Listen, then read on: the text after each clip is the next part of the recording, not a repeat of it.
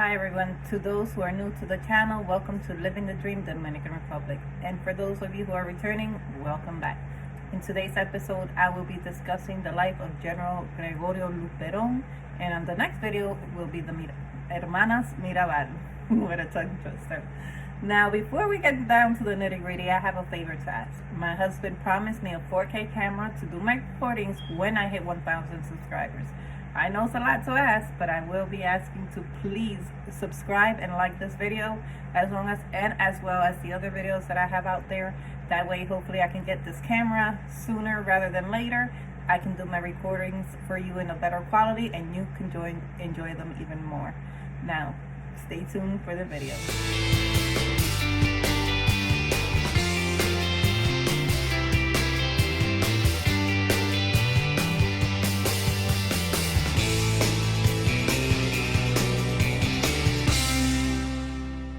Now let's get back to the good stuff. But before we do, I have to give a little disclaimer.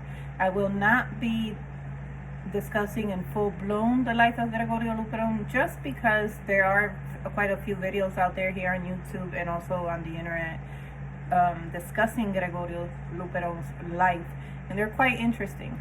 If you are interested in learning more on the general's life, I will leave links on the descriptions below. Let's start with the story of the life of General Gregorio Luperon. If you haven't seen the video yet, I will leave a link. My family and I did take a ride through the touristic route in Puerto Plata, Dominican Republic, that is named in his honor. Now, Gregorio Luperon was born an Afro-Dominican. He was a soldier and a politician. He was known as the Dominican Republic's national hero. General Luperon was born in Puerto Plata, Dominican Republic on September 8, 1839. His father was a white Dominican by the name of Pedro Castellanos, and however, Castellanos never recognized him, nor did they ever meet. His mother was an English-speaking black immigrant from Lesser Antilles, and her name is Nicolasa Luperon, of French descent, and they later changed their surname from Luperon to Luperon to make it sound more Spanish. He was married to Ana Lucia Taveras, and they had two children, Ana Lucia and Jacobo. In his younger years, he did work at his mother's store to help make ends meet, and what they sold was just local goods. On February 27, 1844, the Dominican Republic gained its independence from Haitian leaders. And so as of today, or from that day forward, February 27 is Dominican Republic's Independence Day. In 1861, Dominican General Pedro Santana signed an annexation treaty giving back control of the Dominican Republic to Spain. So Spain had previously taken control of the Dominican Republic, or better said, La Española, which is what the Spaniards later called it, from the native tribe Taínos in 1492. Luperon was against the Spanish regime and was put in prison for fighting with one of an annexationists. He eventually escaped, went to Haiti, and from there he went to the United States seeking protection. He did return in 1863 and participated in the very unsuccessful uprising of Spain.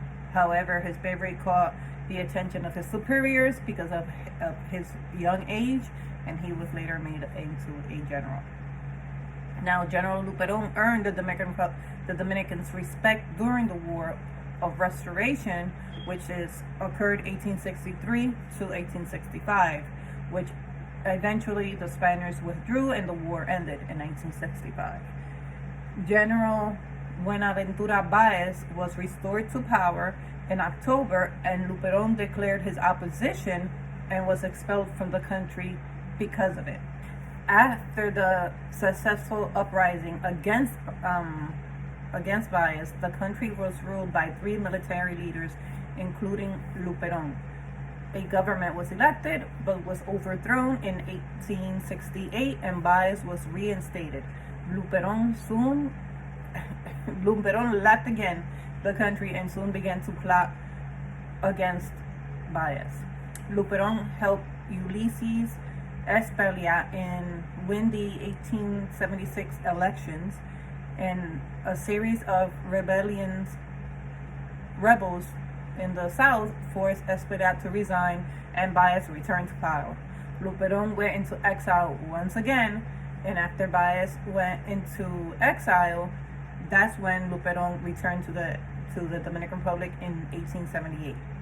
Now, in 1879, Luperon accepted the position of a provisional president because he was adamant that he didn't want to hold a position in office. But in 1879, he did accept as a provisional president. And while he was in office, he made sure that all the government workers were paid their back pay of 3 years, reorganized the army, and as well as the local administration. He also adjusted a few of the foreign claims that the DR had.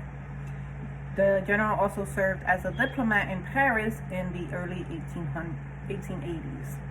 In 1886, Luperon supported Ulysses Heró, his former lieutenant and an Afro-Dominican war hero. However, it was clear that Ulysses was a brutal dictator, and the Dominican liberals supported Luperon for his candidacy and stood against Heró in the 1888 elections. However, realizing that the elections would be rigged, Luperon withdrew his candidacy and left the country once again. Now, when he left the country this time, it was the last time that he would leave the Dominican Republic. While he was in exile, he went to St. Thomas and became seriously ill.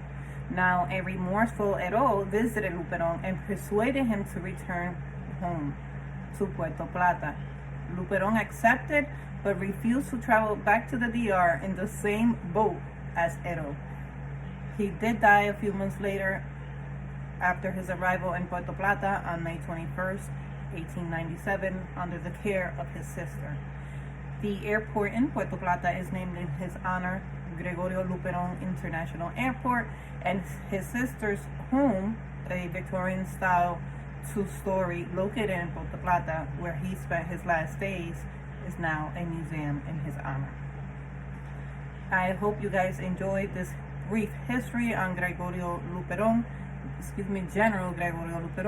If you are interested in knowing all of the details or more of the details in reference to his life and how, he even fought in reference to the annexation of the United States in the Dominican Republic, and much more on the history, I will leave a link down in the description below.